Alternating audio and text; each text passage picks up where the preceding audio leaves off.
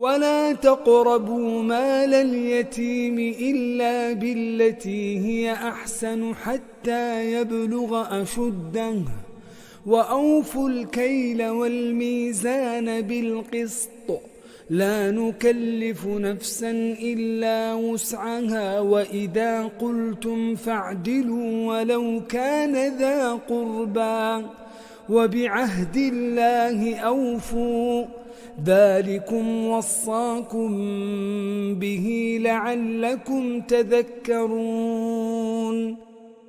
وحرم أن تتعرضوا لمال اليتيم وهو الذي فقد أباه قبل البلوغ إلا بما فيه صلاح ونفع له وزيادة لماله حتى يبلغ ويؤنس منه الرشد.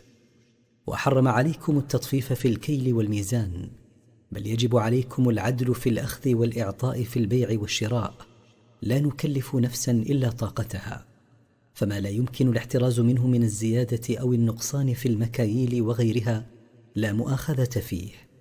وحرم عليكم أن تقولوا غير الصواب في خبر أو شهادة دون محاباة قريب أو صديق. وحرم عليكم نقض عهد الله إن عاهدتم الله أو عاهدتم بالله، بل يجب عليكم الوفاء بذلك. ذلك المتقدم أمركم الله به أمرا مؤكدا رجاء أن تتذكروا عاقبة أمركم. وأن هذا صراطي مستقيما فاتبعوه ولا تتبعوا السبل فتفرق بكم عن سبيله ذلكم وصاكم به لعلكم تتقون. وحرم عليكم أن تتبعوا سبل الضلال وطرقه، بل يجب عليكم اتباع طريق الله المستقيم الذي لا اعوجاج فيه، وطرق الضلال تؤدي بكم إلى التفرق والبعد عن طريق الحق. ذلك الاتباع لطريق الله المستقيم هو الذي وصاكم الله به رجاء أن تتقوه بامتثال ما أمر به واجتناب ما نهى عنه. ثم آتينا موسى الكتاب تماما على الذي أحسن وتفصيلا لكل شيء وهدى ورحمة لعلهم بلقاء ربهم يؤمنون. ثم بعد الإخبار بما ذكر نخبر أن أعطينا موسى التوراة تماما للنعمة جزاء على إحسانه العمل، وتبيينا لكل شيء يحتاج إليه في الدين، ودلالة على الحق ورحمة رجاء أن يؤمنوا بلقاء ربهم يوم القيامة فيستعدوا له بالعمل الصالح.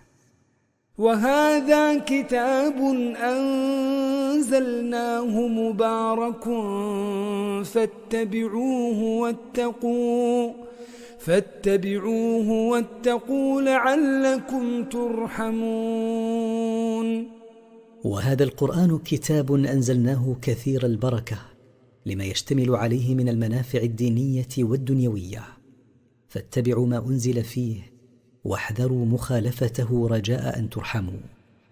أن تقولوا إنما أنزل الكتاب على طائفتين من قبلنا وإن كنا عن دراستهم لغافلين.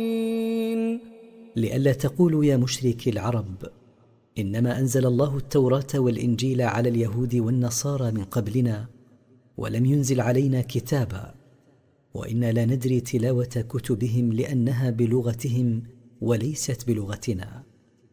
أو تقولوا لو أنا أنزل علينا الكتاب لكنا أهدى منهم فقد جاءكم بينة من ربكم وهدى ورحمة فمن أظلم ممن كذب بآيات الله وصدف عنها سنجزي الذين يصدفون عن آياتنا سوء العذاب بما كانوا يصدفون. ولئلا تقولوا لو أنزل الله علينا كتابا كما أنزله على اليهود والنصارى لكنا أكثر استقامة منهم، فقد جاءكم كتاب أنزله الله على نبيكم محمد صلى الله عليه وسلم بلسانكم، وذلك حجة واضحة وإرشاد إلى الحق ورحمة للأمة، فلا تعتذروا بالأعذار الواهية وتتعللوا بالعلل الباطلة، ولا أحد أعظم ظلما ممن كذب بآيات الله وانصرف عنها. سنعاقب الذين ينصرفون عن آياتنا عقابا شديدا بإدخالهم في نار جهنم جزاء على انصرافهم وإعراضهم عنها. هل ينظرون إلا أن تأتيهم الملائكة أو يأتي ربك أو يأتي بعض آيات ربك؟ يوم يأتي بعض آيات ربك لا ينفع نفسا إيمانها لم تكن آمنت من قبل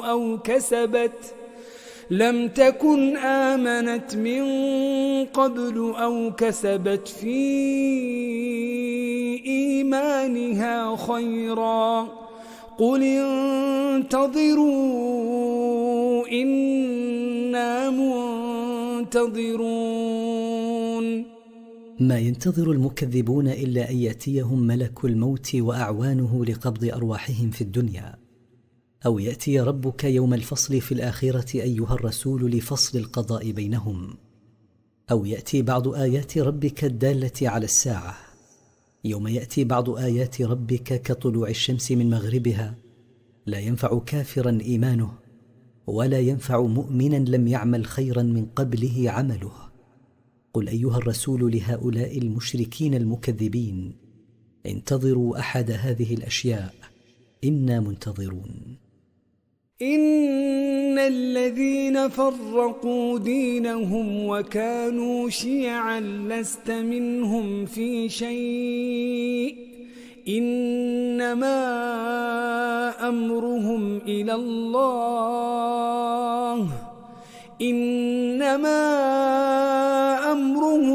الله ثم ينبئهم بما كانوا يفعلون. إن الذين جعلوا دينهم متفرقا من اليهود والنصارى حيث أخذوا بعضه وتركوا بعضه وكانوا فرقا مختلفين لست أيها الرسول منهم في شيء، فأنت بريء مما هم عليه من الضلال، وليس عليك إلا إنذارهم، فأمرهم موكول إلى الله، ثم هو يوم القيامة يخبرهم بما كانوا يعملون في الدنيا فيجازيهم عليه. من جاء بالحسنة فله 10 أمثالها ومن جاء بالسيئة فلا يجزى إلا مثلها وهم لا يظلمون. من أتى يوم القيامة من المؤمنين بحسنة ضاعفها الله له 10 حسنات، ومن أتى بسيئة فلن يعاقب إلا بمثلها في الخفة والعظم لا أكثر منها، وهم يوم القيامة لا يظلمون بنقص ثواب الحسنات ولا بزيادة عقاب السيئات.